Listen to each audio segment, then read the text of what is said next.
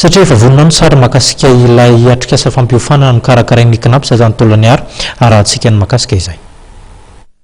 Tany amin'ny faritra Nosy indray no nidina ifotony ny KNAPS nampafantatra ny fiahiana ara-tsosialy ho ampiasa sy ny fanakaviany.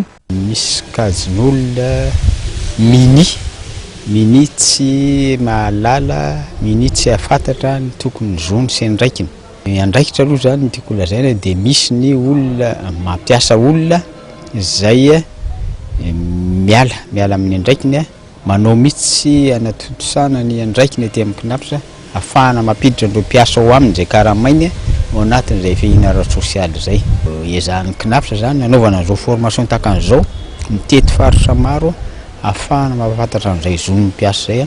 Azo hitarafana ny fahantrana firenena iray ny tahan'ny fananana fiahiana ara-tsosialy latsaky ny 10% ho an'i Madagasikara manokana nefa dia mbola eo anelanela 700 hatramin'ny 10% eo izany araka ny fanazavana Andriamatora Andrianaritaona Charles lehibe ny sampandrary rasasy sady mpandrindra ny fiofanana. Ny KNAPS dia tonga eto Fort Dauphin mampanao fampiofanana fampahalalana ny zo amin'ny fiahiana ara-tsosialy adidy sy andraikitry ny KNAPS ihany koa no mampafantatra zany zo zany ho an'ny mpampiasa sy ny mpiasa satria BTB ny mpiasa eto Madagasikara manana zo nefa tsy mahalala izany dia ohatrany hoe very zo ihany izy.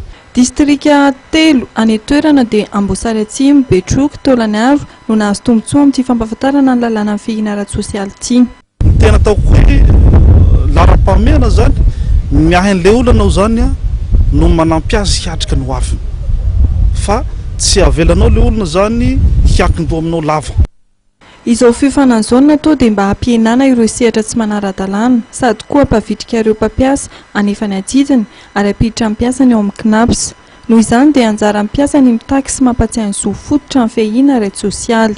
Any Sainte-Marie indray ny ekipan'ny KNAPS amin'ny fanapariana ny lalàn'ny fiahiana ara-tsosialy rehefa vita ny teto Nosy.